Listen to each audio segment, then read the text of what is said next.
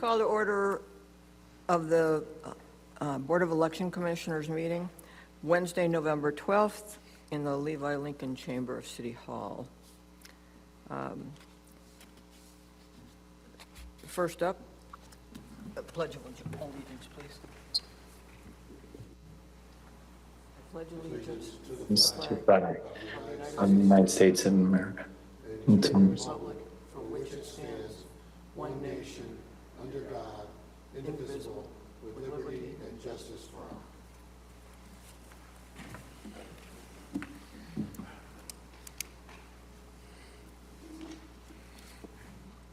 Could we please have a roll call?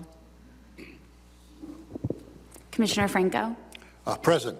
Commissioner DeChico, Present. Commissioner Sacco, Present. Commissioner Gonzalez, and Chairperson Commissioner Vandersbeck. Present. Could we please get a motion to approve the minutes from September 9th? So moved. All right. Okay, the discussion items we have tonight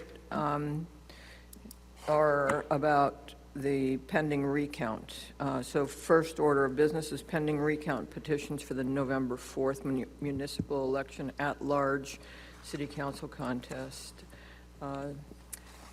And Nico, could you please talk about Thank you, the Madam process? Chair. So basically, thanks to the board for meeting with us tonight.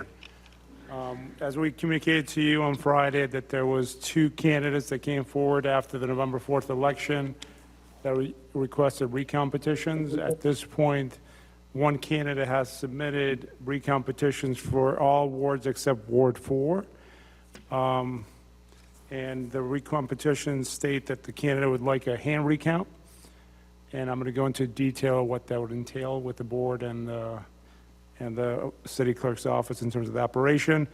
But the candidate has submitted Ward 1, 2, 3, 4, 1, 2, 3, 5, 6, 7, 8, 9, and 10. They have, collected the necessary signatures and the notarization that is required on those forms. We're right now missing Ward 4, and the candidate, Gemma Kamara, at this point has triggered a recount in those wards, as I said, except for Ward 4, and she has until Friday at 5 p.m. to submit that remaining Ward 4. So the only reason Ward 4 is out right now is because she doesn't have the signatures? I don't know. She hasn't submitted that paper, but right now, in my office and certified, all wards except Ward 4 are certified. Okay, thank you. So basically, the recount petition states that the candidate is looking for a hand recount. I outlined to the commission the difference between a hand recount and a machine recount. I'm going to go into full detail for the commission to explain what the two processes are, but for the sake of time, it's going to be a hand recount. So the machine recount would entail just another tally of the votes via. Thank you, Madam Solicitor, for joining us tonight. So basically, the machine recount would have entailed us using our voting machines that we use for our central counts, and we usually use those machines. In presidential elections, we've done over 50,000 ballots in a day because those are high-speed machines. They can, handle large capacities and so on. With the hand recount, it's a very different story, and I'm going to go into detail why it's a very different story. So basically, with the hand recount, as the candidate has requested, it involves a 4-day process. And I'm going to go line by line to explain to the commission of what that would entail. So my proposed schedule to the commission starts on Thursday, on November 20th at 1 p.m. And the reason it starts that late is because the Levi Lincoln Chamber is booked for another meeting that was scheduled 3 months ago. So we would start at 1 p.m. and then we'll probably go until 7:30, 8 p.m. at night. And this will involve bringing our election officials from, election day and any volunteers that we are signed up for this kind of operation, plus my staff. And between Thursday and Friday's session, we would be blocking the ballots. So right now there's about 26,000 and some change. I don't have the exact number of ballots. There's about 18,478 and some change that are election day ballots. and then there is 7,614, give or take, that are early voting. They're in two separate processes. Early voting gets done before Election Day, and you guys have been part of our early voting operations. It's a central count. It happens the weekend before. It gets sealed into a container. Every precinct has its own container. There's 60 containers that involve those early voting ballots. Then Election Day is everything that comes from the polls. There's 65 bags that were sent out with ballots. 65 ballot bags came back on election night with the ballots from voters that were cast on election night. So all those ballots, they have to go precinct by precinct, and early voting and election day. We start with election day first. We have to count precinct by precinct, 50 ballots per stack. And the reason we do that, That's what blocking means? that's what blocking means. Thank So you. basically, we start with 1-1, which is our first precinct. We count how many ballots there are. We block those ballots into stacks of 50. So depending on how many votes casted in 1-1, and then we start blocking them with our special cards. That's block 1, block 2, block 3, and so on. And I don't know, for the sake of visual clarity, if you want to showcase why we do the blocking.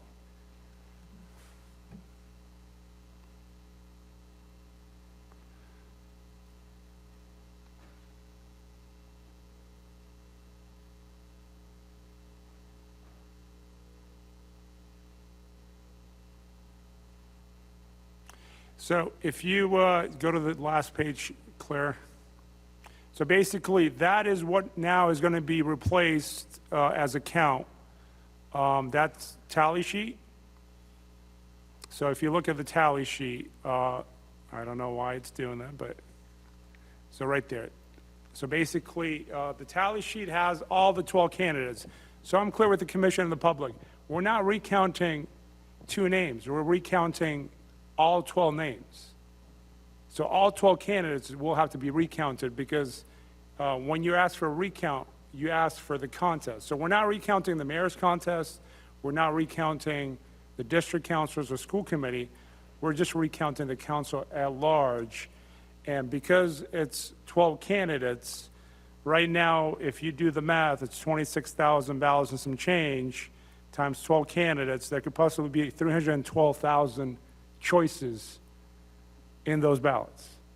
So basically, that is why it's a very detail-oriented process, and that's why we start with blocking.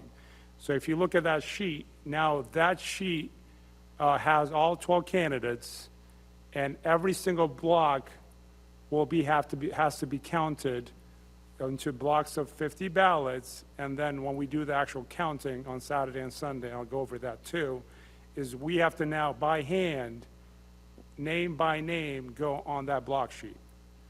So that's why it's important that we block beforehand. I understand that. Does the candidate understand the difference in accuracy between hand count and? And, through the commission to the chair, we're not here to question Okay. the process. All right. The candidate has authority to ask for a recount, and that's what they've done.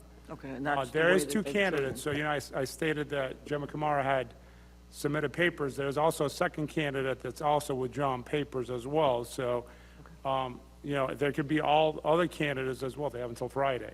So basically, what I'm trying to convey to the board is the process and the reason hand count is such a detail-oriented process that takes 4 days.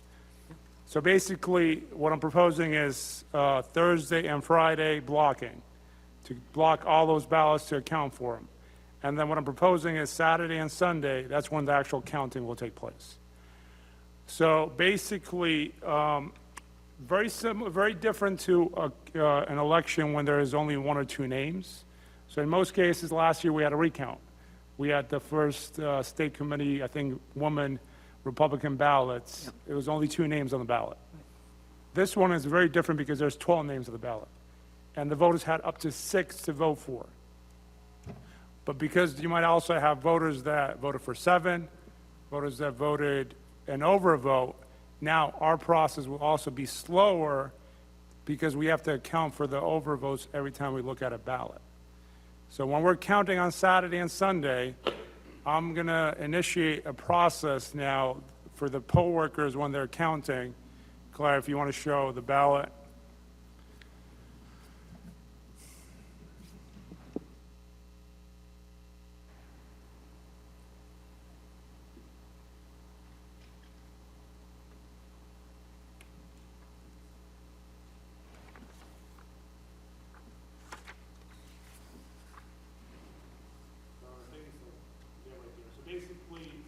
During the counting process on Saturday and Sunday, we are going to have a ballot reader and a tally clerk.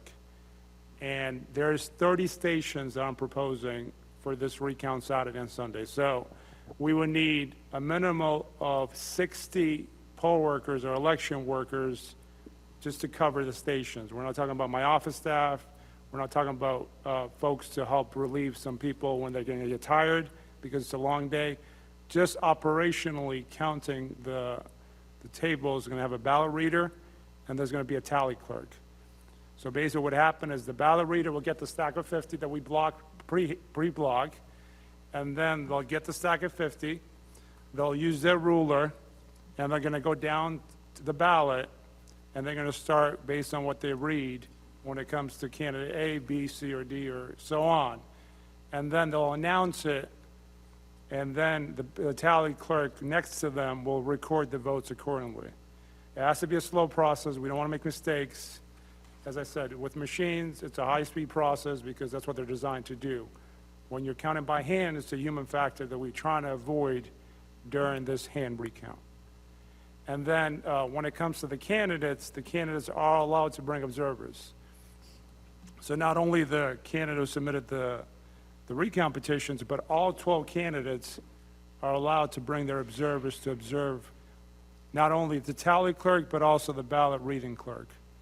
So if you think about it, the reason we chose North High is because we can't do it within the Levi Lincoln Chamber or City Hall because of the space. So if you're doing... And when we did it a couple of years ago with just 2 candidates, it was chaos in here. There were so many people.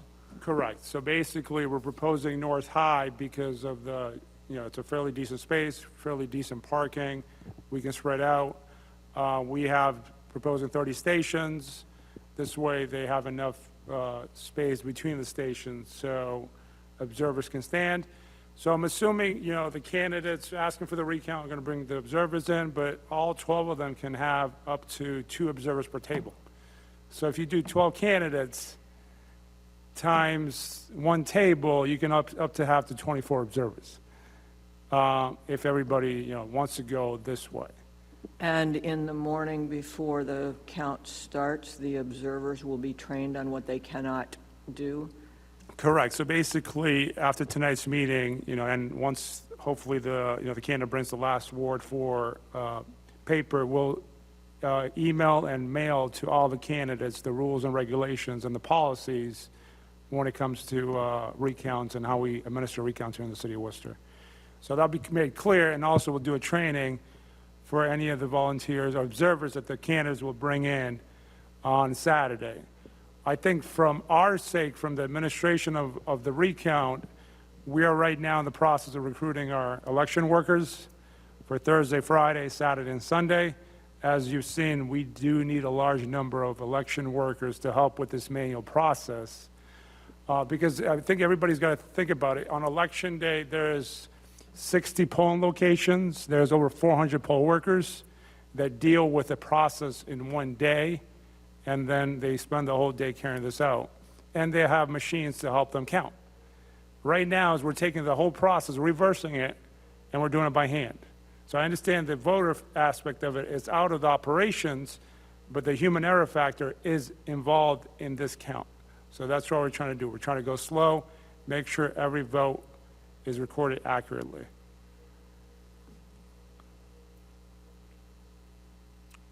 Questions, commissioners? Oh, your mic. Yeah, I have a question regarding about the way that we're going to handle all these ballots. When they're voting in, they have to pick a city council large 6 candidates, right? All right. What happens if they instantly find selecting 6, they selected 7 or 8. Yeah. That, So that's a good question. So Commissioner was asking, what if a voter selects 7 or 8 in the council at large race? That is an overvote. In that case, that's a blank vote. So when the poll Good. workers are hand counting, that's why they're going to start by counting the bubbles to make sure that if they see 7, they stop. Until we, when I mean we, the clerk's office and the board makes the determination as an overvote. And by the way, I'm assuming that the candidates will bring their observers. They can challenge any of the ballots the way the poll workers or the election workers are reading them. And if that does happen as well, that counting station stops, and that's when the board and I get involved, as well as the solicitor's office, with their attorneys, I'm assuming if the candidates bring attorneys. So it's a very, it's a very slow process, but that's why we're trying to make sure we have enough people, and we're fairly staffed very well to make sure that the process is efficient and accurate. Through the chair, oh, is anyway, follow the question, then I'll let you reply. I don't have that many questions, but my head, I'm a little confused. This is first time, but is there any way that we can, next time, that we can notify the voters about, make sure they only remind them the people working on the 6 person that you pick it up, not pick it up 7 or 8. I think that's the problem that caused this recount. Maybe somebody went over, picking more than 6. Maybe they create an issue because you never know who they were selected. But if they pick up in the sense that they pick up 7 or 8, now you say that will not be valid because it's over the count that they're supposed to get, then it will be okay with taking consideration. The machines already count them as overcounts, so they weren't counted in the first place. And we do verify when we do the personal, checking, but that was my main concern because I really, somebody Yeah, had done it like that. Yeah, I That's what it think caused me to do usually, it. through the chair to the commission, so usually with an overvote, it usually happens when folks don't read the instructions, that the ballot itself does say vote for 6, but when that does happen, usually, if it's election day, it's different because mail-in voting, you're not there, the voter sent it in the mail, what can you do at that point? Election day, at least the voter's there. And you can, the machine will tell them that it's an overvote, and they have that option to cast again if they return the ballot, and get another one, but. oh, and through the chair, if you're done, Cecilia, the hand counts, or like some of the ballots that we got on election day didn't go through the machine, they had to be hand counted.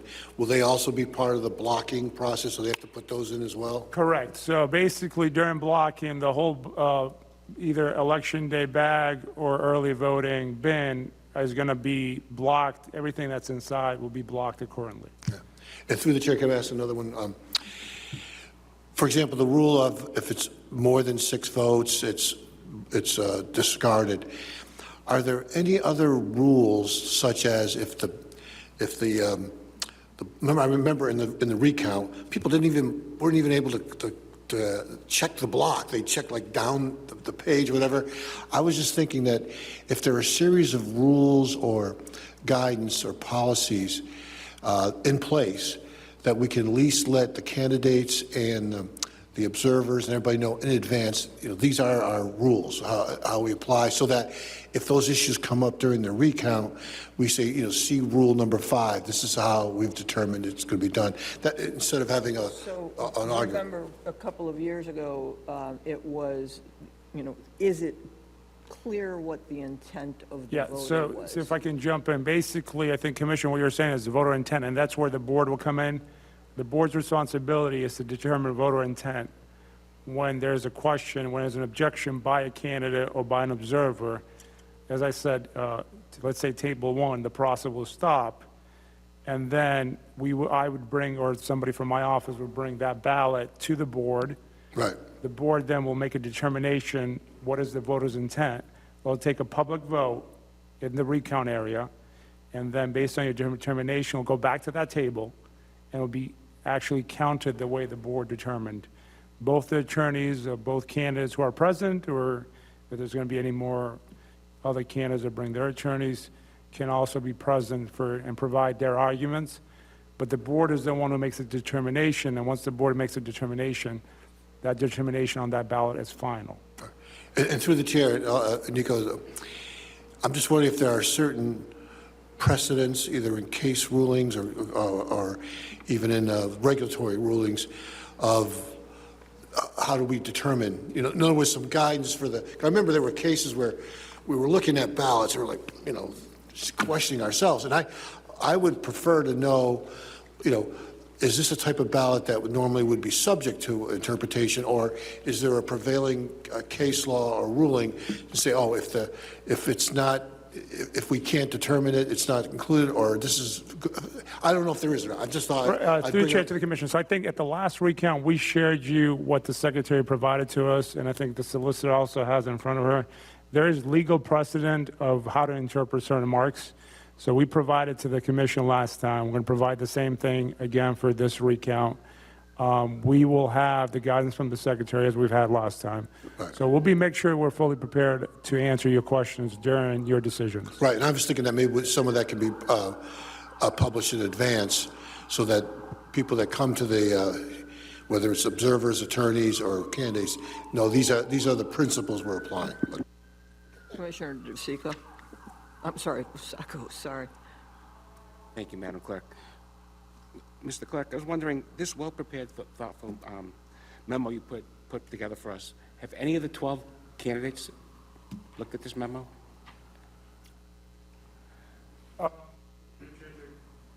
Sorry, through the chair to the commission. So basically, this memo is for the commission. Okay. The deputy city clerk and I prepared was, we had a recount petition request from 2 candidates. As soon as we received our request, we provided the papers to the 2 candidates, and then we called for this meeting. So this agenda was published on Friday. I think the request was either Wednesday or Thursday. So I have not talked to the candidates. I think our job is, as the clerk's office and the election commission, is if there's a recount petition request, we provide the recount petition. If it's turned in this case, all Ward 9, all the 9 wards have been turned in to ask for a hand recount, is to follow the law and provide the operations. But if all 12 candidates knew that the hand recount wasn't, prone for human error, the time and cost, and save the taxpayers almost $100,000 and have the results quicker and more accurate, maybe the candidates would reconsider what they're looking for. I understand that the candidate has the right to choose, but without that information, especially the cost to the taxpayers, maybe they would make a different decision. But anyway, I think we're kind of saying the same thing. So going back to, Commission, do you have any other questions? No. Okay. Madam Chair, is anybody online or? Through the chair to the clerk, it does appear that we do have several members of the public online at this time. I'm not sure if the chair would like to, there are several members of the public online at this time as well. Sure, let's hear them. Through the chair, I'm happy to unmute some folks here. If you are online and you'd like to, share your testimony or speak, we ask that you state your name and city of residence. So I see Chantel. Chantel, I will unmute you now.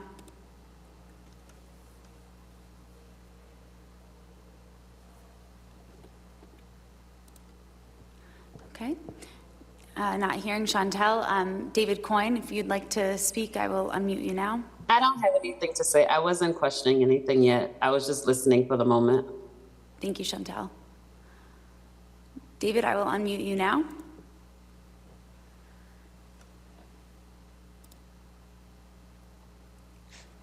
I am also just observing. Thank you. Great. Morris Bergman.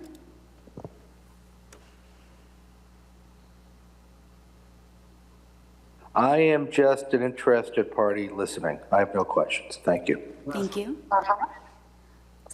Paul Julian.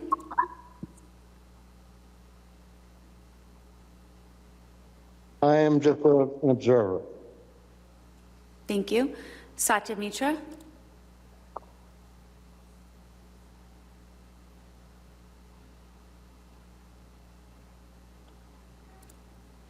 Okay. I see somebody just, oh, Satya Mitra, if you'd like to speak, you're unmuted now. Okay. And then I see someone just by the name of Kamara, so I'm going to unmute you now.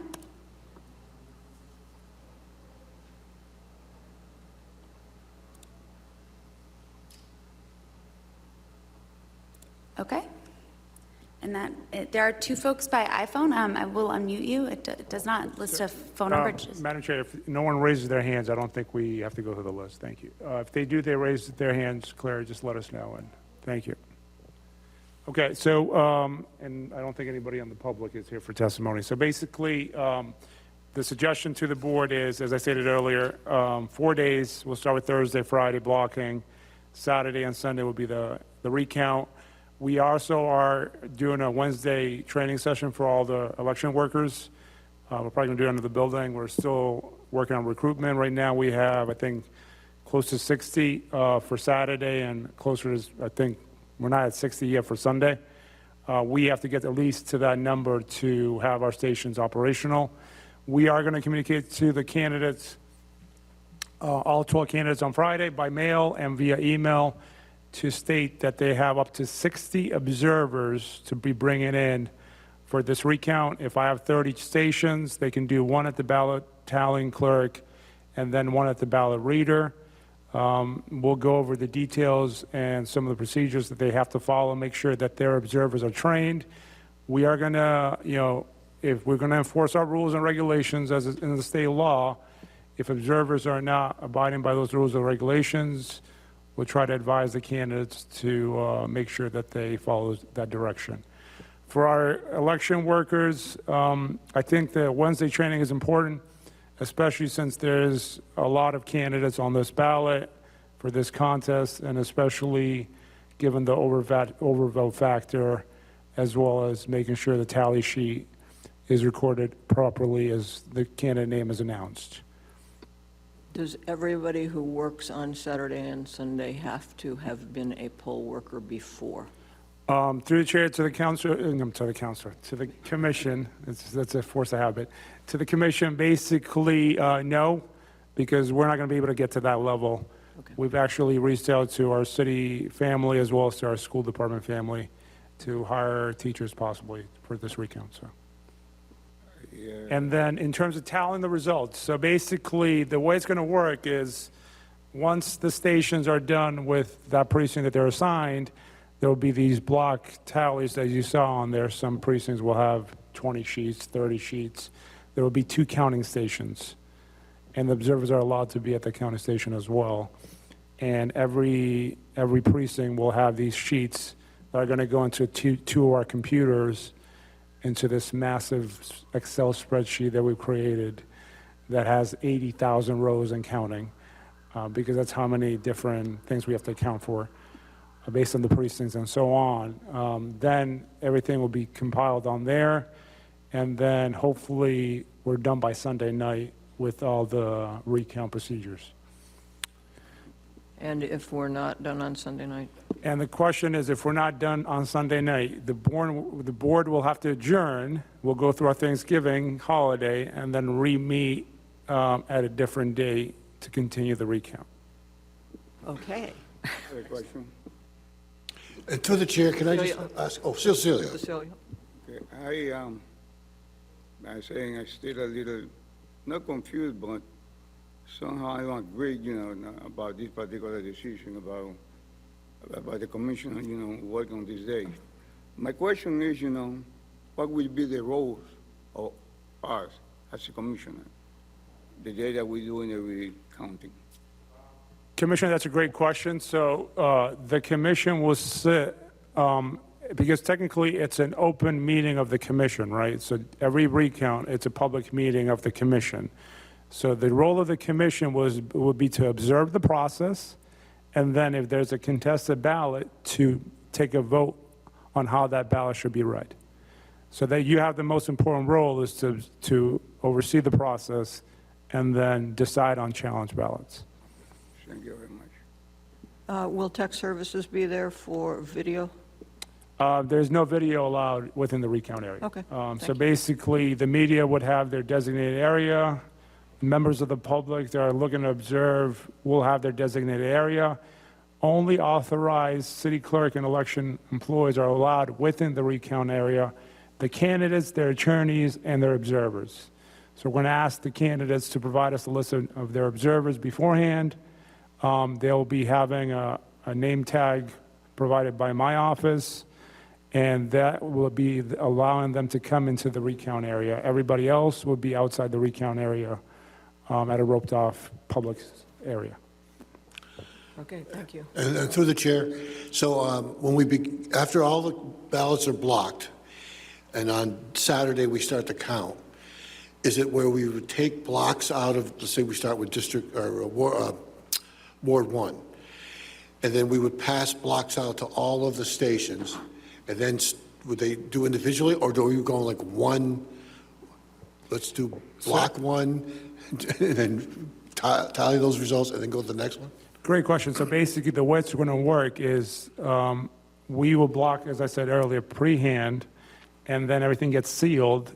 On Saturday morning, every table will be assigned a precinct. Okay. So table 1 will be 1-1, all the way to table 30, which will be 5, I don't know, what's the math, 5-6, because we have so many precincts.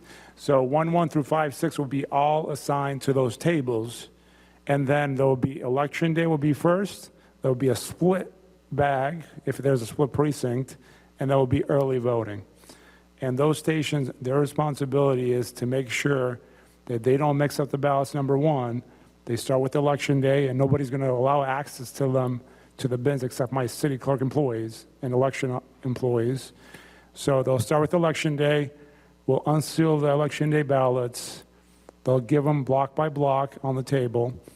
And then they'll start block 1, use the block tally sheet, mark that as block tally sheet 1, add that up, then move on to block 2. So as I said, it's a very detail-oriented process to make sure that we do not miscount or mistreat the ballots. They start with election day.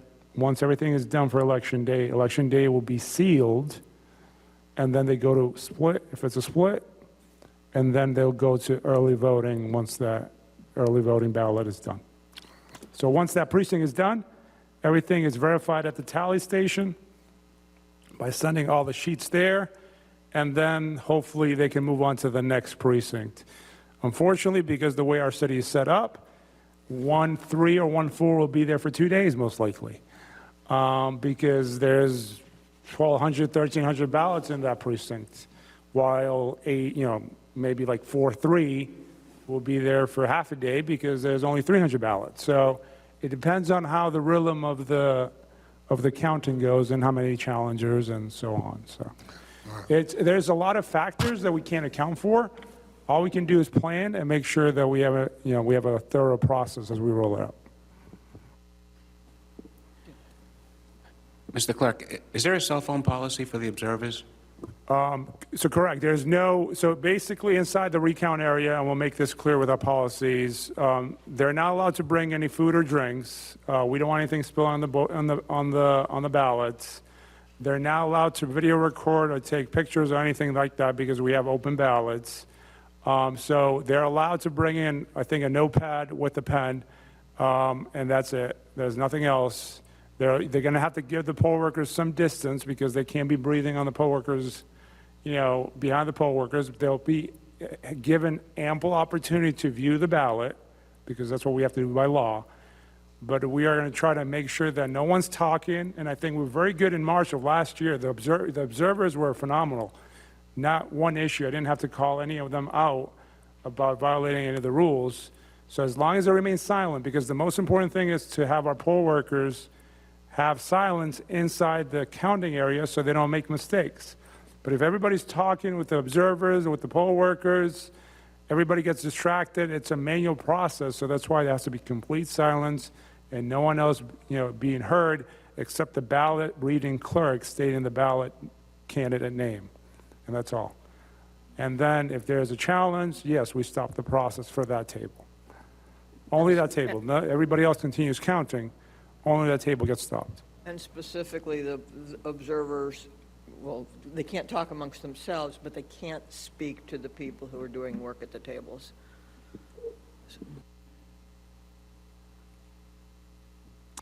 Any other questions? I'm sorry, and I maybe drink the wrong coffee today. What it bothered me, I want to know what's the reason why it's only 2 people that claim recounting, right? Now, why we have to do the other, because this is council at large, why we have to do the rest of the ballots? Commissioner, that's a great question. So Commissioner Gonzalez asked if it's only 2 people, 1 person asking for the recount, which is the 6th or the 7th candidate, why do we have to do the whole, the whole at-large contest? So by law, once you trigger the contest, you have to recount everything for that contest. Because this included 12 candidates, 6 seats, you have to do this by law. You can't just recount 6th or 7th. You have to do the whole contest. That's the law. And there's a risk that somebody who wasn't even number 7 might fall into the 6th. Lottery, So, NBA lottery. So that's kind of what we have. I think we'll start with our procedures and communications to the candidates.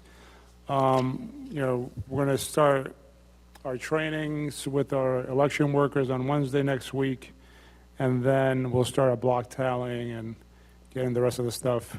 We already communicated to our Parks Department because we have to set up North High on Friday. There has to be, if there's 30 stations, you name it, there's a lot of work that has to be done to set up North High, and then the same thing throughout the recount process, and then as well as breaking it down after we have the recount. So there's a lot of moving parts to this. Like on Election Day, it's just a smaller scale when it comes to not having 60 operations, only 1, which is 1 central operation, the recount area. So we'll do that, and then all the ballots are stored in the clerk vault, because now we're going to move off-site after the blocking. We have to have a transport from City Hall to the counting area at North High. The candidates are allowed to observe that process, so we'll notify them to meet us here at City Hall at 7 a.m., and we ship out at 7:30. that's Saturday morning. Saturday morning, so the candidates are allowed to be observing that process.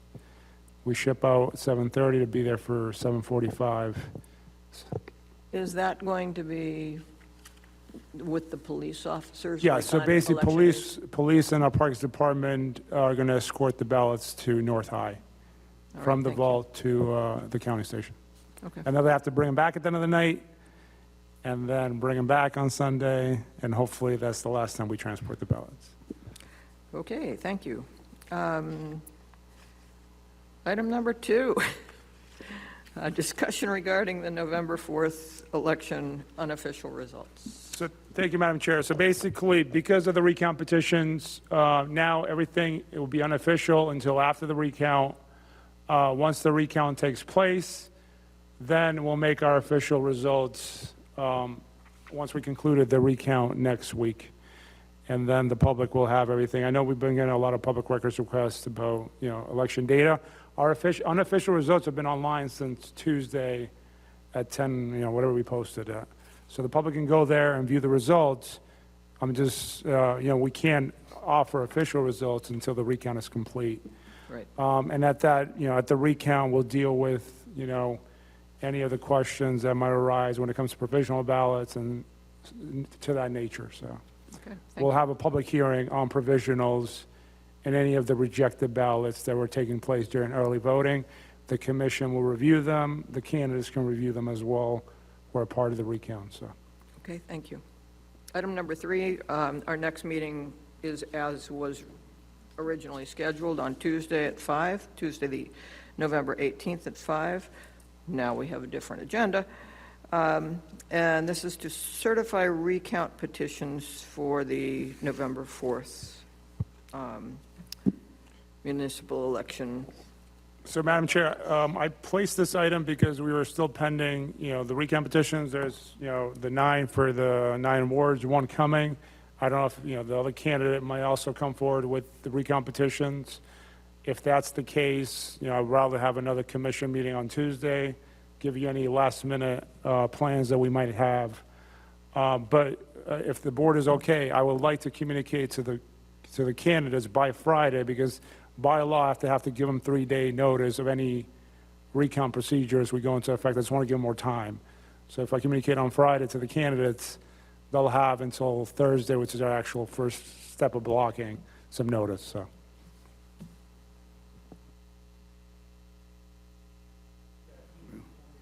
Yeah, if the commission wants to take a motion for me to sit. I'm sorry, what are we taking a motion on? So just a vote just to allow the clerk to communicate to the candidates on Friday pending the last ward.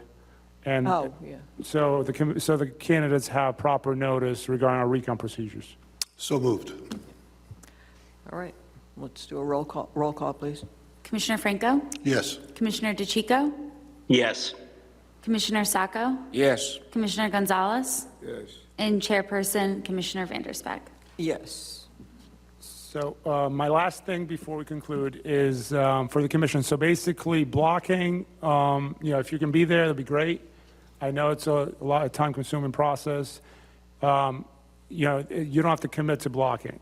For Saturday and Sunday, I know one commissioner won't be available, but we need at least 3 members of the commission at all times in the county area because of the challenge ballots. So, if you guys want to even come to observe us, take the ballots out of the vault on Saturday, you can be here on Saturday at 7, or you can meet us at North High at 8:30. But once we start the counting process, we have to have 3 commissioners present at all time in the county area. What time are you asking the poll workers to be there on Saturday? So poll workers are going to be there for 8:15 for a quick training. Again, before we start, we're hoping to start at 8:30, 9 o'clock, the latest counting processes of voters. Yep. All right. And then observers, we're probably going to allow them as early as, I would say 8:15 in the gym. But in terms of going to the counting stations, they're not going to be allowed until all my poll workers are seated, like we did here in March of last year. Do you have media available for training for the poll workers? I'm sorry. Do you have media to show, like Yes. examples and stuff like that? Yeah, that's why we're doing the Wednesday training here at City Hall, to make sure we have a full video. Okay. And we have handouts, Got it. and we'll probably get a classroom at North High to show a last-minute presentation or something. Okay, thank you. All right, motion to adjourn? So moved. Good. Second. All right, we are adjourned. Oh, I'm sorry. Sure.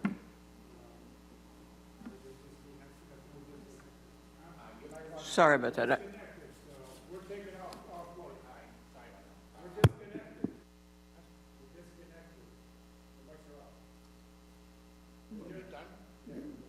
right, now let me just ask you, you're violating, obviously you're violating any open meeting laws or anything? Okay. So you might have already dealt with, because I was out of the room for about 10 minutes. You said there were 2 candidates who asked for a recount. Did I hear that right? Are we still on? I'm very confused. Okay, so basically, there were 2 candidates who asked for recount petitions, and it's in my communication to the board tonight on the agenda. So one candidate has submitted papers for the recount except for Ward 4, and the other candidate may submit the papers. The other candidate has until Friday at 5 to submit the papers. Okay, so I didn't hear it wrong. Okay, thank you. All right, we are adjourned.